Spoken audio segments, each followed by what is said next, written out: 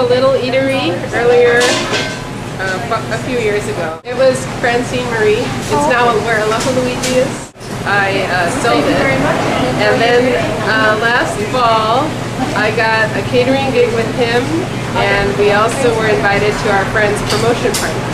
So between the two events, I realized how much I had missed and enjoyed baking things. And so I went home and I told my husband, you know, I really just want to make cream puffs. And he said, oh, do you think Hilo will support our cream puff store? And I said, well, there's only one way to find out. And so we opened, so he and I talked, Kano and I talked about, you know, pooling our resources and looking for a kitchen we could share. So we found this place, we fixed it all up, when we got it, it didn't look like this. And everything was in place and ready for me to start in June. So when I first opened, I was very ambitious. I would get up at 3:30 in the morning and be here at 4, and I did bread. I mean, I had like at least a half a dozen bakery things. I had cakes, cheesecakes, you know, in addition to the cream puffs. And I think we started with like 4 flavors of cream puffs. And then as time went on, I realized that, you know, people were coming in and they weren't really buying the bread, so I cut baking bread out. And then they weren't really buying all the pastry stuff, so I cut all the pastry stuff out. And then, so now I make maybe 3 breakfast things a day. And I make fresh bread every day. We make 3 different kinds of sandwiches. And then the cream puff flavors slowly just started expanding. So now we're up to 9 flavors. Last week we had 10, but my worker said, okay, that's more than enough. So we cut back down to 9. And then every 2 or 3 weeks I switch out one flavor and I add a new one.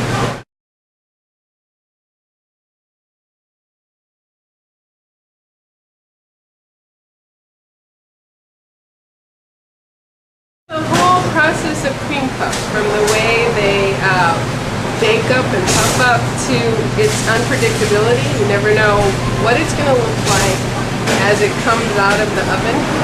And then you never know how big it's going to get, how thick the balls are going to be, and how crispy or soft. So mostly I get OCD about any one process or technique, and so this time it was cream puff. But I've always been fascinated with it.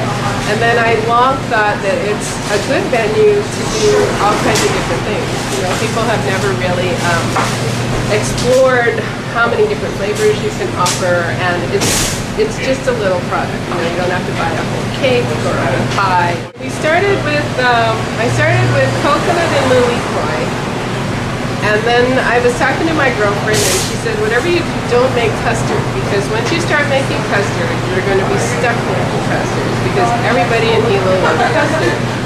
But I said, well, okay, if, you know, you have a choice of making $5 bills or $2 bills, and everybody's going to want the $5 bills, you're going to do that. So we started with the custard, and it's funny because when we first started, you know, one batch of custard is 2 quarts of milk. And so we'd be like, you know, 2 quarts of milk, and that would sell out, and everybody was like, wow, we sold that much custard. And now we're up to 2.5 gallons a day sometimes of milk. So, and then I think from there I went into pineapple, because I've always liked pineapple.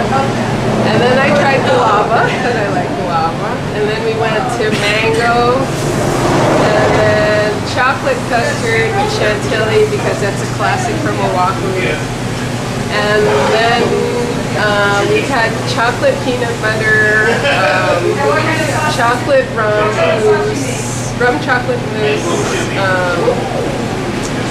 What else was popular? Now we had blueberry cheesecake. We did tiramisu. Now we have toffee with peat bar crunch, and vanilla cream with chocolate ganache and caramel corn. That's for Halloween. And then I put in the vanilla cream just with powdered sugar, because everybody said that was the classic old-fashioned. And new flavors coming up for Thanksgiving is pumpkin pie, and I think we'll do peach.